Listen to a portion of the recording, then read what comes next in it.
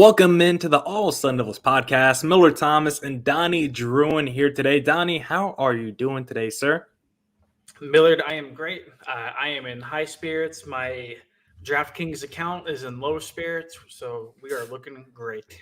Yeah, we were talking about that on the All Cardinals podcast. The last couple of weeks in the NFL, they've been tough. I mean, there's been so many upsets. We had the Bills last week. We had the Cowboys last week. We had the Bucks this week. Like, the NFL has been wild the last couple of weeks in terms of upsets. Yeah, same with college as well. And the Pac-12 week in and week out continues to be a conference where you really don't know what to expect. I mean, a couple of weeks ago, we were laughing at, U of A, the little brothers down here in Arizona, and they've been surprisingly competitive in each of their last couple of games. They held the lead over Utah for quite a bit before they get stormed back and won that game. So they were not able to do Arizona State a favor. But I think if anybody learned anything from that game, it's never trust a Wildcat. Never trust a Wildcat. That is a motto I live by. But Donnie, let's talk about the SunDevils, because I was about to say after, heading into that fourth quarter, I was like, maybe we shouldn't trust the SunDevil because even though the ASU won this game, they won it 35-30. They are now 7-3 on the season. It was a game that was almost ready to turn off, Donnie. I was like, the ASU is not coming back in this game. It looked like another one of those games where they're like, we don't want to win today. We just want to give you the ball as many times as you want. We just want penalties galore. We want to move backwards today. That's what we want to do. We want to move backwards. But the fourth quarter, Rashad White said, nah, give me the ball. I'm going to put the team on my back. And that's exactly what he did. He rushed for, I don't even know, it's somewhere on this notes, but I'm sure you're going to tell us, but he rushed for a lot of yards. 180 or something like that, 180 around there. Yeah, he rushed for a lot of yards. He has like 400 yards the last two games. He had 386 yards the last two games with 5 touchdowns. They trailed 24-14 with 6 minutes left and somehow made a comeback, pulled it out of their ass. They're still alive here in the Pac-12. They still got a slight glimmer of hope to make that Pac-12 championship game. But Donnie, what did you see in Saturday's performance? Not a lot of good things. Not a lot of good things over the course of 4 quarters. Much like you, that fourth quarter came, I had the game recap ready to go, kind of not singing the praises of Herm Edwards and the rest of the staff getting their boys ready. Another road trip out of town, another sloppy game, another game where Jaden Daniels did not do his best work. But like you already alluded to, Rashad White put the team on his back and said, nah, we're not leaving here without a W. Went ahead and got it done. And, dude, I think that final like 2-minute stretch where Arizona State took the lead, Merlin Robinson took a pick back to the house to extend Arizona State's lead to double digits, and then Washington storms back, drives down the field. I think they got 63 yards in under 20 seconds or some crazy small number like that. Score a touchdown with 3 seconds left, somehow recover an onside kick where no time elapsed on the clock. So I thought it was really weird to give him one last Hail Mary attempt. I think we saw a lot of same stuff. Jaden Daniels not exactly getting the job done and completed just 2 passes to wide receivers, if I do remember correctly. The rest went to Rashad White. The offensive line is still a little bit banged up, but I feel like center Donovan West still played extremely well. On the defensive side, not a whole lot to kind of sing praises about either, other than Darian Butler. I feel like Darian Butler was all over the field on Saturday. Every quarter, whether it be in the backfield, defending passes, you name it, Eric Butler was doing it. And I feel like the secondary stepped up at times whenever they needed to. But just overall, as a team in Millard, I didn't walk away overly impressed, but I did walk away impressed that they managed to get that W, especially whenever it went down to the wire in the fourth quarter. Like you said, under 6 minutes left, they were down 24-14, I believe, and they came back and they won. So, I can sit here and talk into a microphone all day about how they didn't play great, but at the end of the day, they got the only thing that matters, and that's a win. Yeah, I don't think we should feel good after this game, because I think this game just kind of illustrates what everyone has thought about the SunDevils the last few weeks, is that they're just a one-dimensional team. If Rashad White, Chip, and Nagata don't have those legs churning, and if they don't pick up first downs, this team struggles to move the ball. 90 yards passing for Jaden Daniels. It's just not very acceptable at all. It's not all on him. Some of it's on the receivers, like we say every week. Some of it's on the coaching staff as well, not drawing up the best scheme. So I don't even know what to say about the passing attack at this point, because we've talked about it ad nauseum the last few weeks about how just uninspiring it's been. There was a game a few weeks ago where ASU won it, but I was like, their offense wasn't exactly clicking. It felt like they were just kind of playing with their food, and that turned out to be true these next few weeks. They're just not ever able to seemingly be in sync. The only part of this offense that works is Rachaad White, who, again, 2 touchdowns, 184 yards rushing. Rachaad White, they had that 20-play drive in the fourth quarter. Rachaad White touched the ball 11 times, had 9 of the 17 rushes that brought them within just 3 points of the Huskies. This was a huge Rachaad White game. It's been huge games for him the last 2 weeks. Rachaad White is going to be the reason this team does anything in the Pac-12 this season. If they make it to the championship game, if that's even possible, or the Rose Bowl game, if that's even possible, more likely the Holiday or the Sun Bowl, one of those bowls. But if ASU gets into any bowl game, they should be singing the praises of a Rachaad White because it's basically been on his shoulders. But defensively, like you said, Darren Butler, I think he's just been a complete stud the entire season. Like, I've been super impressed with Darren Butler. The dude is just a physical freak. He's massive. He seems to just plug up every freaking hole on the line there is in terms of gap integrity. So I love what I've seen from Darren Butler. Tyler Johnson had a huge fumble late in that game to help bring ASU back as well. And Merlin Robinson closed the deal with that pick 6 late in the game. But even though ASU had this incredible comeback where they took the lead late in the game, they still tried to blow it. Like, they still,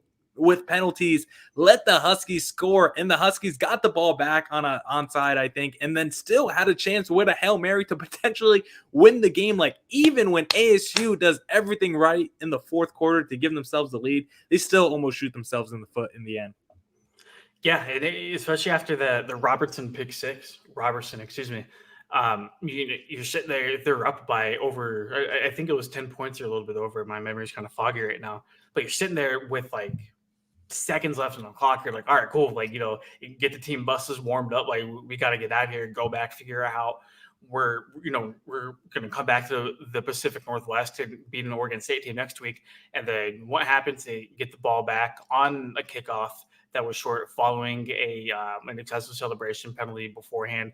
Jack Jones does whatever he did to get a 15-yard personal foul penalty before a play even happened, moving the ball up even further. And then just 3 quick, deep, over 20-yard passes back to back by Dylan Morris.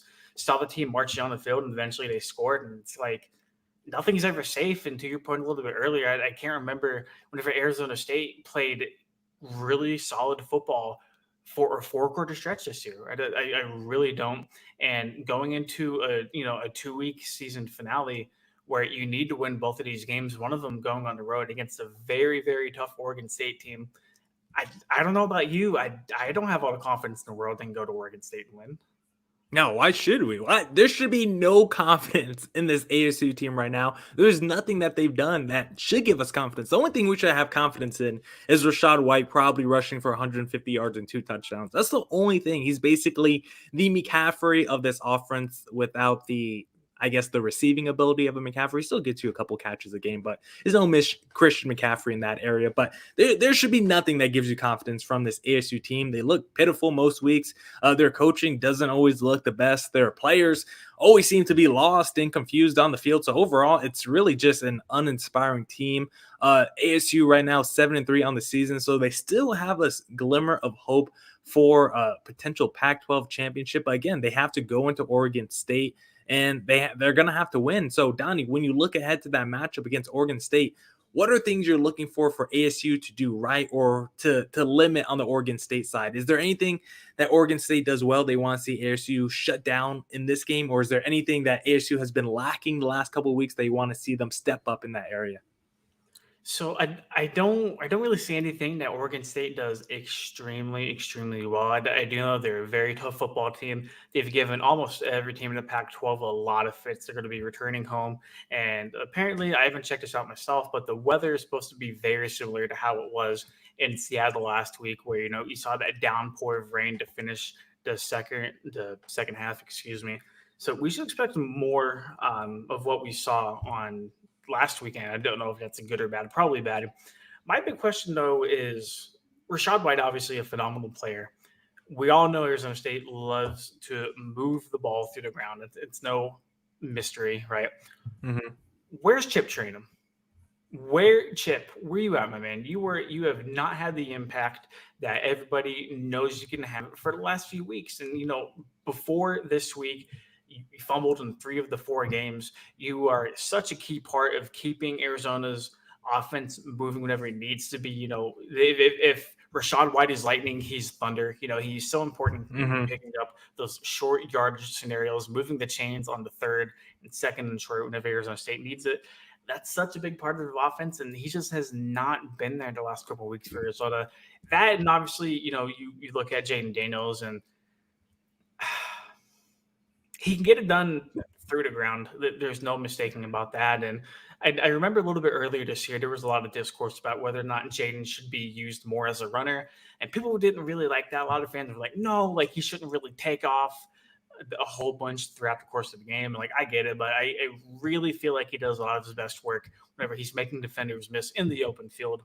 He's not strong as a passer, and like, is it dumb to kind of just hope it all clicks together this week? Because I feel like it is. I feel like I can say and I can tell you, hey, Millard, in order for Arizona State to win, Jaden Daniels got to pick it up. Arizona State's passing game has to pick it up, but we've been saying that for the last month. No, if you think this is going to be the game that all comes together, I don't think I would make that bet. I don't think I would go on DraftKings and make that bet, Donnie, unless you want to lose some more money. But if you're telling me, should Jaden Daniels actually be running more than maybe he should be passing, I might agree to that notion. Like, maybe for ASU to win, maybe Jaden Daniels should average more rushing attempts than passing attempts, because right now the passing game it can hit the big plays, but it's not consistent enough to kill other teams through the air. Right now, just not consistent enough. So maybe this should be a team where just read option all day. It's either Rashad White taking it off or it's Jaden Daniels taking it off. Maybe we should use Jaden Daniels as more of that Jalen Hurts type of runner, or one of the more explosive Lamar Jackson type of runners, because Jaden Daniels is explosive. He wasn't good at passing in this game, but in the 4th quarter, he did have 2 big runs to pick up 2 big first downs to keep the chains moving and give ASU the lead. So as much as we give crap to Jaden Daniels for passing the ball, he is elite at rushing it. 15 for 56 yards this past week with a rushing touchdown. So I think I do want to see the Sun Devils actually lean even more into that. And like you said, with the chip thing, like we talked about this on last week's pod, how we didn't really see him after he fumbled, and Coach Herm Edwards was saying he's not going to be in the doghouse. You're going to see him on the field next week and all that coach speak. Well, we technically saw him on the field, but we just did not see him as much as we expected. Like, does it feel like Chip is in the doghouse to you?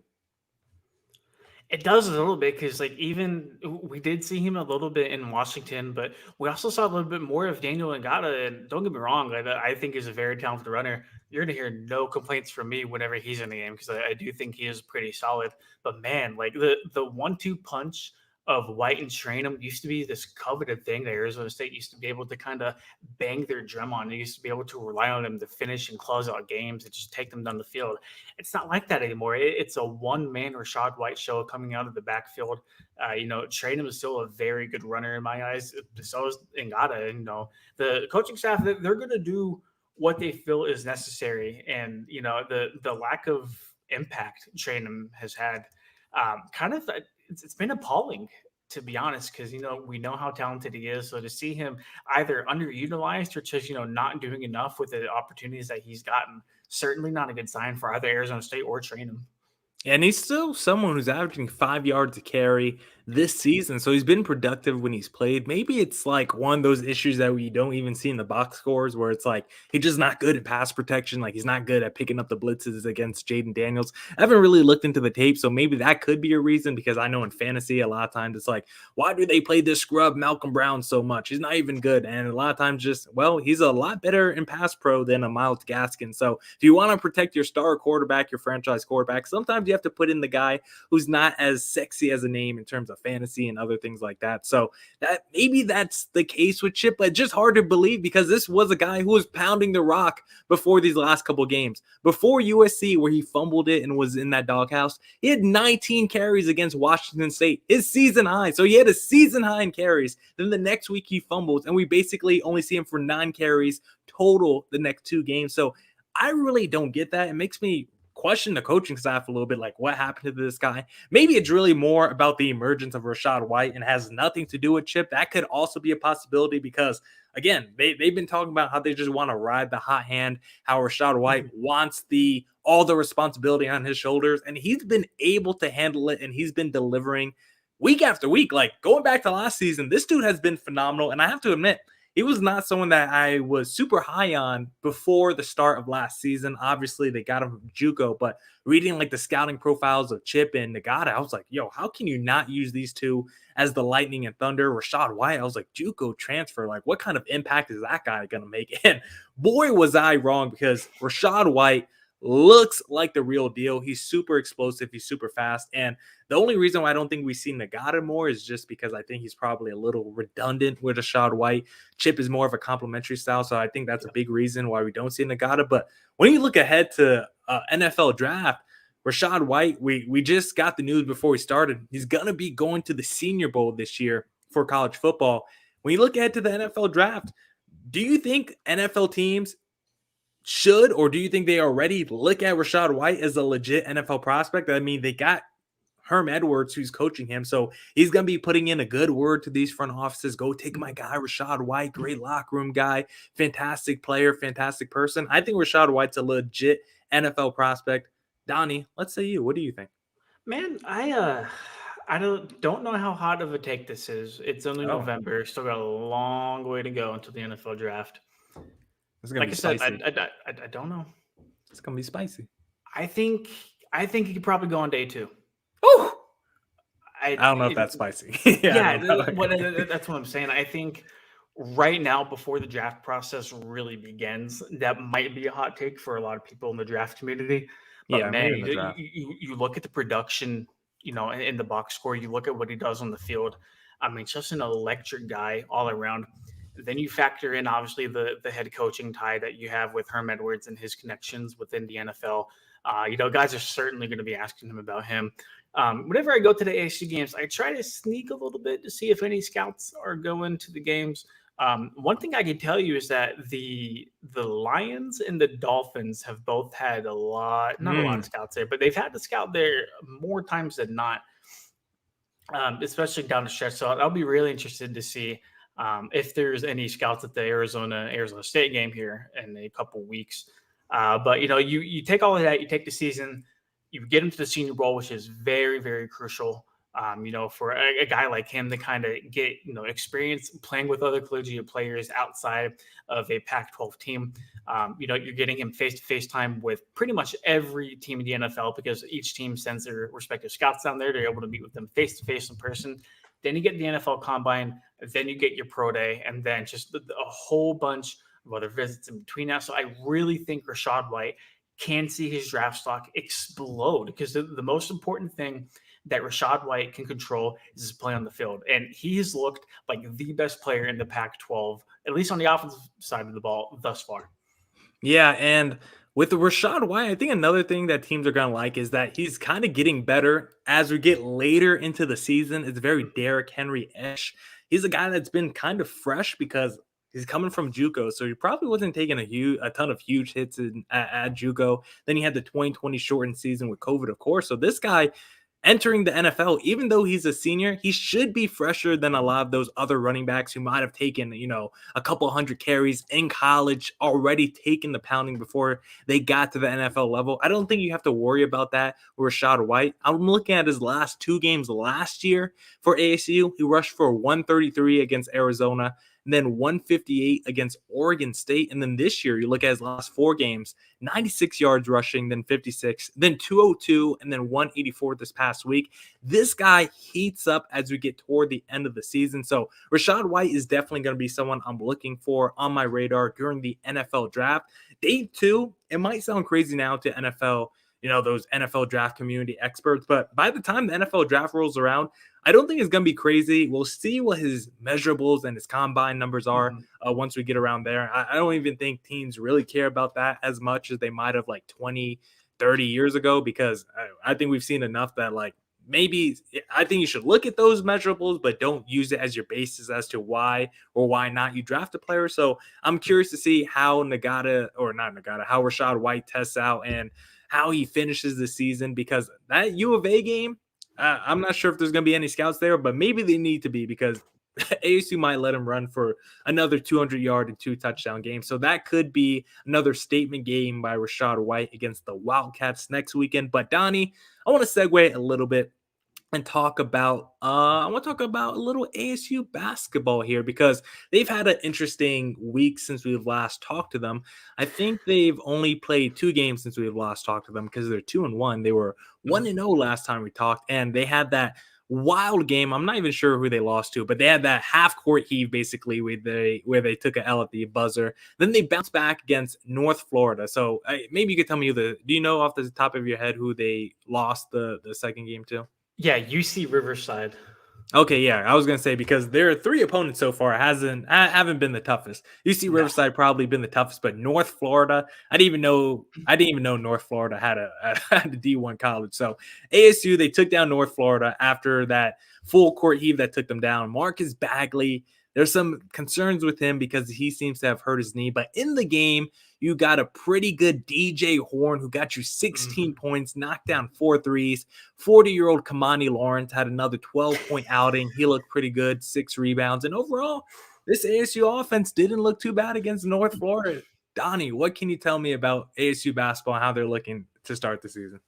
Man, they're 2-1. They should be 3-0. Like Bobby Hurley said there, that's like a 1 in whatever 1,000% chance of that shot ever going in. I think if you give that kid 50 more attempts to shoot that, I don't think he makes a single one.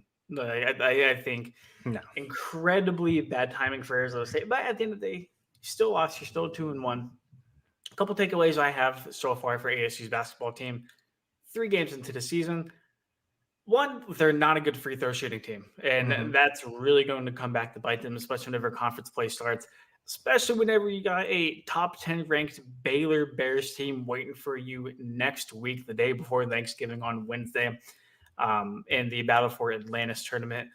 So through 3 games, they're shooting 60% from the stripe. Not good at all. I mean, it's just not going to get it done. They were 7 of 18 on Monday night against the North Florida. And look, I get it. Bobby Hurley made a point that his guards weren't necessarily shooting those shots. And obviously the guards are going to be the guys you rely on most to make those.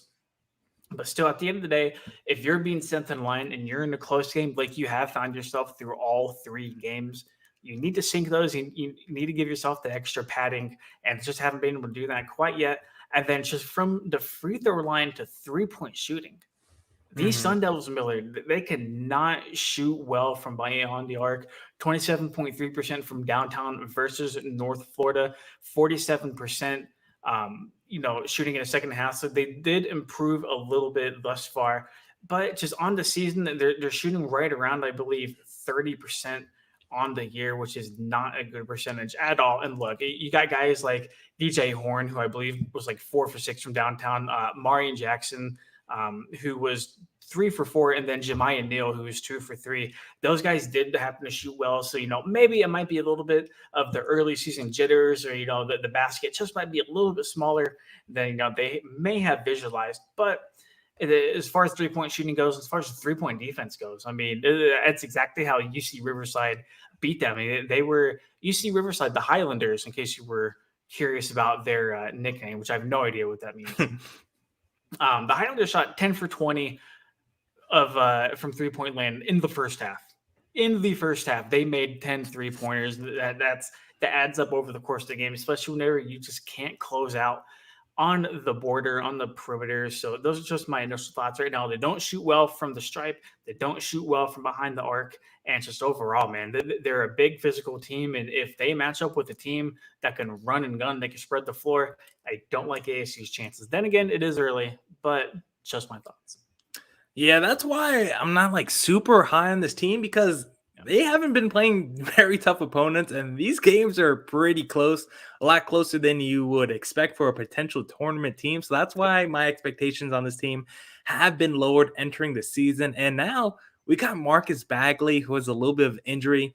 He's the best player on this ASU squad. So if he's not there for an extended period of time, like this team is going to struggle to score. I just don't know where they get the offense from. I do like a Gaffney. I like what I've been able to see from him, but he's not exactly a scorer. Like his length and athleticism, had 9 rebounds and 5 assists against North Florida. But if you're struggling against North Florida, like it's going to be an uphill climb for you the entire season to score. And this team just seems to get out the gates slow in a lot of these games, or like looking at the first half box score, like this team is not shooting the ball at all right now. And they've been able to pick it up in the second half, been able to get their defense together in the second half, a lot of these games. But when you're going against number 10 ranked Baylor, like you can't wait for a whole half to finally turn on the switch and get it together. Like you have to come out the gates a lot hotter, I guess harder too, come out tougher, but a lot hotter than they have been from perimeter. So ASU, I'm still worried about this team, but do you have any updates on Marcus Bagley and what they're saying with the potential injury? Not at the moment. I think the encouraging thing was that he didn't need like incredibly great medical assistance. After he checked out of the game, because he only played 9 minutes on Monday night. After he checked out the game, he went to the locker room twice, but he was able to like walk on his own. So that's at least a good sign that it looks like from the outside there's no significant damage to it. He did miss a lot of the preseason with that kind of injury. So Bobby Hurley, even after the game, this press conference said, "Yeah, I am a little bit worried about him. This is something that's been nagging him for a little bit. So tonight was indeed a setback." So he said on Monday, which would be Tuesday, whenever he said this, that on whenever they saw the doctors on Tuesday, they would kind of go from there and establish a game plan. So I would bank on him not playing Thursday night versus San Diego State unless, it was just a really minor tweak. For his status against Baylor on Wednesday night, I'm not exactly sure either. Obviously, it would have been 9 days since he had tweaked his knee. So sure, a lot of time, but it just all depends on exactly how bad he feels and if Bobby Hurley thinks he can play or not. And I do want to give credit to Hurley because Bagley did want to go back in and play. He was asking to be subbed in, and Hurley was like, "No, I can't put you out there and have you hurt yourself even more before getting you looked at by team doctors." So, especially in the close game like they had against North Florida for a lot of the stretch before they pulled away there at the end. Just I do commend Hurley on that because it would have been really easy to throw your best player out there whenever you needed some points. You needed to distance yourself against North Florida. Yeah, if he's going back to the locker room twice, you probably can't play a Marcus Bagley. Yeah. That would just seem pretty irresponsible by ASU SunDevils. So good job by Bobby Hurley. Let's give a round of applause to Bobby Hurley because a lot of people like to give his kids. For not further injuring his players. I know a lot of people like to give Bobby Hurley crap. So we're going to give a shout out to Bobby Hurley for not putting a limping Marcus Bagley back on the basketball court. But next up, do you know who's next up? Let me look that up for us. Yeah, San Diego State. Oh, San Diego State. So next up will be San Diego State for ASU on the basketball. road, their first road game. So I'm very curious to see how ASU plays on the road. We were talking on the All Cardinals podcast about how basically road teams have been better than home teams in the NFL this season. The Cardinals have been better on the road than at home. So maybe the SunDevils are the same. Some teams like to be better on the road for certain reasons. And I think also maybe another point is because of just with COVID and the pandemic, a lot of teams are just being more strict and saying, hey, you can't leave this hotel. You can't leave this premises. You have to let us know where you are at all times. So there just might be stricter guidelines as to why these teams and players are performing better on the road. There's just less distractions and way less distractions than there used to be. Before it used to be, I'm going on the road. I'm getting away from the wife. I'm about to do some, do some things I can't talk about. One of those leave it in, when you go to Vegas, leave it in Vegas type of thing. What happens in San Diego stays in San Diego? Yeah, what happens in San Diego stays in San Diego. But now it's like a lot of these guys, they're on a little bit of a curfew maybe, not going to be allowed to leave the hotel. A lot, stricter COVID protocols. You don't want these guys getting sick on the road. So I think that's, could be part of the reason why we're seeing in sports, road teams absolutely dominate home teams. But for ASU, I do want to see how they play on the road. no Marcus Bagley. I want to see how that offense is going to look because I'm scared. I think it's going to struggle potentially without a Marcus Bagley, but DJ Horn has been shooting the ball pretty well. I like a Gaffney. I'm still trying to learn and still scouting these other players on ASU's team because they have a lot of new players and a lot of new faces on the Sun Devil squad. So I'm still trying to get familiar with a lot of these places, a lot of these players. But Donnie, before we depart today, any last departing words for our listeners? No, not at all. I think ASU football, 2 games left. We'll see how it goes in Corvallis, and then ASU basketball. First road test of the season, like you already said, at San Diego State. I think it'll be interesting to watch because I don't think Bagley plays. Obviously, I could be wrong, but we're not really privy to any medical information. But just seeing how Bagley didn't play a whole lot on Monday night, he was held out for the entire second half. I don't think he plays within 3 days, especially with them wanting to be cautious about them. San Diego State, they're a bigger team, so I think that might play a little bit more to Arizona State's like preferred half court offense and setup and how they do. But these guys haven't exactly played a team that can, bully the paint like San Diego State. So I think it'll be a good test for Arizona State's bigs, if anything else. So I'm really excited to see how they match up against the Aztecs.